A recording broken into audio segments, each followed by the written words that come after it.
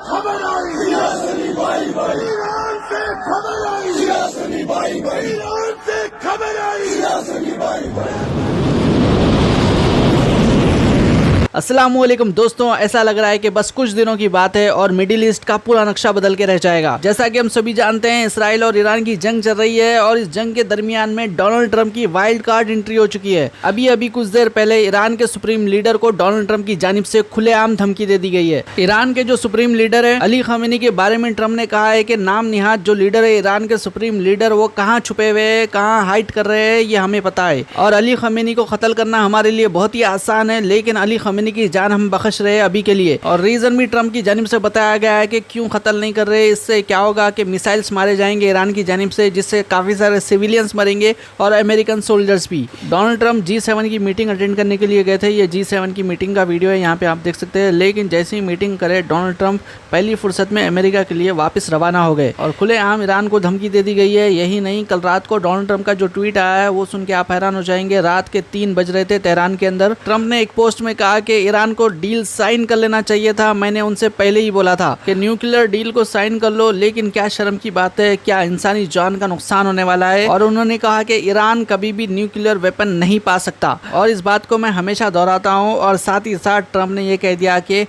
तमाम के तमाम लोग तेहरान छोड़कर चले जाएं, यानी कि इमीडिएटली तेहरान को इवैक्यूएट करने के लिए लोगों को बोल दिया, जिसके बाद में लोगों में भगदड़ मच गई। तेहरान की सड़कों पे यहाँ पे आप देख सकते हैं लोग तेहरान छोड़कर भागने लगे। ईरान का सदर मुकाम है तेहरान, वो छोड़कर लोग चले जा रहे थे और पूरी ट्रैफिक जाम हो गई। यहाँ पे आप देख सकते हैं पूरा हाईवे के ऊपर ट्रैफिक जाम किस तरह से हो गई थी। ये वीडियो पहले देख लीजिए, उसके बाद में मजीद अपडेट्स आपको देंगे।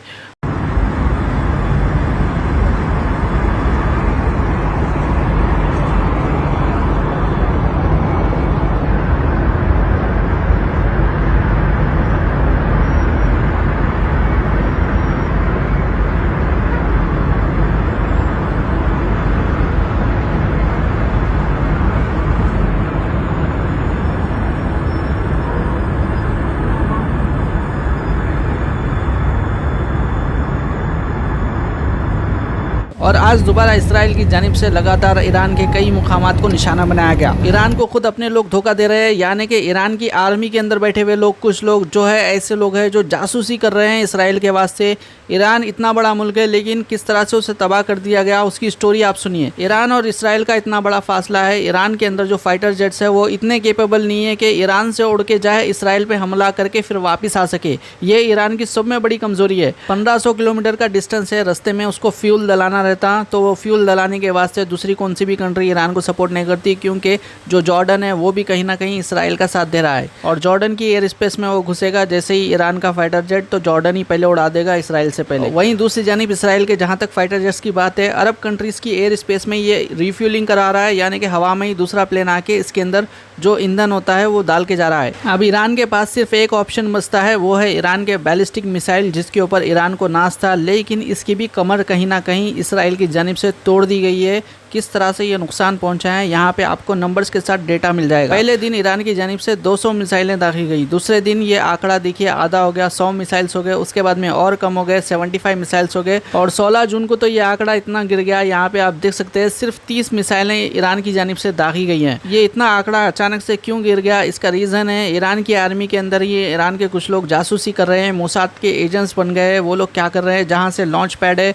जहाँ से मिसाइल दाखिल जा रही है, उसका निशाना, उसका जो लोकेशन है वो शेयर कर रहे हैं इसराइल के साथ। इसराइल क्या कर रहा है, डायरेक्टली उन चीज़ों को जो लॉन्च पैड्स है उनको निशाना बनाते हुए हवा में उड़ा दे रहा है, यानी कि लॉन्च पैड्स को तबाह कर रहा है, जिसकी वजह से ईरान की मिसाइल्स लॉन्च करने की कैपेबिलिटी पूरी तरीके से ख़त्म हो रही है। जैसे ही ये चीज़ हुई, अब देखिए अमेरिका को कहीं ना कहीं इसमें अपर हैंड मिल चुका है। डोनाल्ड ट्रंप की जानिब से ट्वीट आ चुका है। डोनाल्ड ट्रंप ने कहा है कि अनकंडीशनल सरेंडर ईरान से कह दिया है। इतना सीरियस मामले चल रहे हैं, लेकिन कुछ यूट्यूबर्स यहाँ पे लिख के डाल रहे हैं आयतुल्लाह खोमेनी की मौत बोल के, इस तरह से डाल रहे हैं। लोग परेशान होकर क्लिक कर दे रहे, व्यूज़ दे रहे लोगों को, फिर भी ऐसे लोगों का झूठ फैलाने लोगों के वीडियोस रोजाना देख रहे हैं। अभी भी 10,000 इंडिया के स्टूडेंट्स ईरान के अंदर है। अब देखिए वो लोग वापस आना चाह रहे हैं, कुछ इस तरह के वीडियोस भी डाल रहे हैं, यहाँ पे आप देख सकते हैं।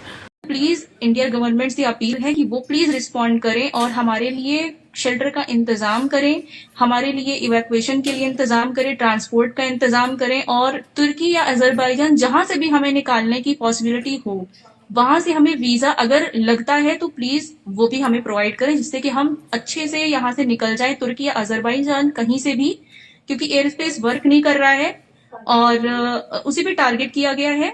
तो हम ये चाहते हैं कि ई वीजा अगर हमें मिल जाता है तो भी हम यहाँ से निकल जाएंगे और वहां से फिर हम अजरबैजान या तुर्की जहां से भी हम निकले वहां से हम फ्लाइट लेकर के दिल्ली आ सकते हैं। ये कॉन्फ्लिक्ट हो भी रहा है तो between Iran and Israel and we are Indian students here and we are appealing कि I know it is possible for Indian government to help us, they can evacuate us. जब यूक्रेन में war हो रहा था they did लोगों ने यानी cease fire की डिमांड की थी, I think if I am not wrong, and उन लोगों ने इवैक्यूएट किया था बच्चों को। हम चाहते हैं कि प्लीज हमें भी इस टाइम पे करें, क्योंकि ये एक दो अलग कंट्री के बीच का वॉर है एंड इसमें इंडियन स्टूडेंट्स यहाँ पे फंसे हैं, जो कि अच्छी बात नहीं है and we really want help from India.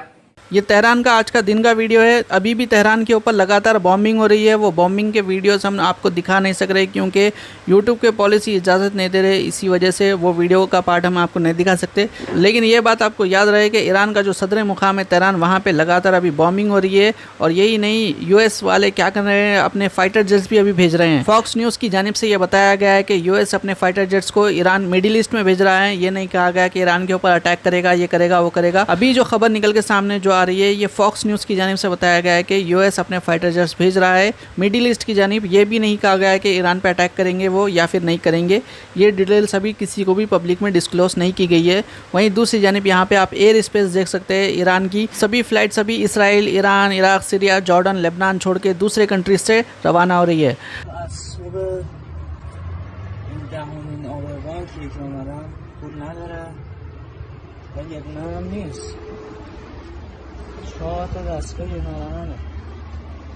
ये जो आप वीडियो देख रहे हैं, आज ईरान के बैंक्स के ऊपर साइबर अटैक हुआ है, जिसके बाद में ईरान के ना ही एटीएम्स काम कर रहे हैं, ना ही उनके कार्ड्स काम कर रहे हैं। जैसा कि लगातार स्ट्राइक्स हो रहे हैं, बैंक के ऑफिसेज भी क्लोज है और लोग पैसे निकाल नहीं सक रहे। काफ़ी ज़्यादा परेशान हो चुके हैं लोग। कई लोग तो अपनी ज़िंदगी भर की सेविंग्स बैंकों में रखे हुए थे, वो लोग तो ज़्यादा फिक्रमंद हो रहे थे। लेकिन आज देखना ये होगा, ये चीज़ों को रिस्टोर कर सकता है ईरान कितने दिन में, ये भी मैटर करेगा। और ईरान के फॉर्मर प्राइम मिनिस्टर अहमदी नजाद के ऊपर भी हमले की खबर आ रही है। अभी देखिए, ये अनकन्फर्म रिपोर्ट्स है, ईरान की जानिब से कोई पुष्टि नहीं की गई है इन खबरों की, लेकिन तैयारियां पूरी हो चुकी है ईरान के सुप्रीम लीडर अली खमेनी को हटाकर एक नए पपेट को बिठाने की। यहाँ पे आप देख सकते हैं, अभी इन्हों किंग भी नहीं बने, कुछ भी नहीं बने। ईरान के जो शाह थे उनकी औलादों में से ये है। अभी इन्हों एक वीडियो स्टेटमेंट भी जारी कर चुके हैं और इनका कहना है कि ईरान की जो हुकूमत है वो कोलैप्स कर रही है और ईरान के नए किंग बनने का ये सपना देख रहे हैं।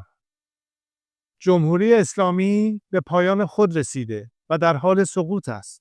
रज़ा पहलवी इसका नाम है। अली खमेनी के बारे में ये कह रहा है कि चूहों की तरह जाके अंडरग्राउंड हो चुके हैं। इस तरह के लैंग्वेज ये इस्तेमाल कर रहा था। خامنه‌ای همچون موشی هراسان زیر زمین پنهان شده و کنترل اوضاع را از دست داده است. آنچه آغاز شده برگشت ناپذیر است. آینده روشن است و ما با هم از این پیچ تند تاریخ عبور خواهیم کرد. जो स्टार्ट हो चुका है वो तो वापस जाने वाला नहीं है और एक नया फ्यूचर, रोशनी वाला फ्यूचर इंतज़ार कर रहा है। پایان جمهوری اسلامی پایان جنگ 46 ساله آن با ملت ایران است. دستگاه سرکوب رژیم در حال فروپاشی است.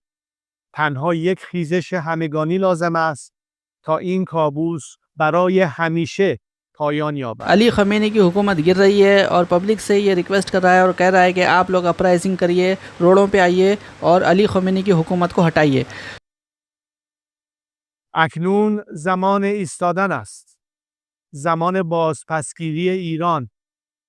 همه با هم، از بندر عباس تا بندر انزلی، از شیراز تا اصفهان، از تبریز تا زاهدان، از مشهد تا اهواز، از شهر کرد تا کرمانشاه به صحنه بیاییم. پایان این رژیم را रकम बजानी। ईरान के मशहूर शहरों के नाम लेते हुए इन्होंने कहा कि तमाम जगह ये हुकूमत ख़त्म होने वाली है। तो इस तरह का स्टेटमेंट इनकी जानिब से जारी कर दिया गया है। आप लोगों की क्या राय इससे मुतालिक कमेंट ज़रूर करिए। डोनाल्ड ट्रंप की एंट्री इस वॉर के अंदर काफ़ी ज़्यादा खतरनाक होने वाली है। जो भी अपडेट्स निकल के आएंगे सब में पहले हम आप तक पहुँचाने की कोशिश करेंगे। तो जो लोग अभी तक चैनल को सब्सक्राइब नहीं करें उनसे गुजारिश है चैनल को सब्सक्राइब कर लीजिए। आप लोगों की राय भी ज़रूर दीजिए। इंशाअल्लाह अगले वीडियो में मुलाकात होगी। अल्लाह हाफ़िज़।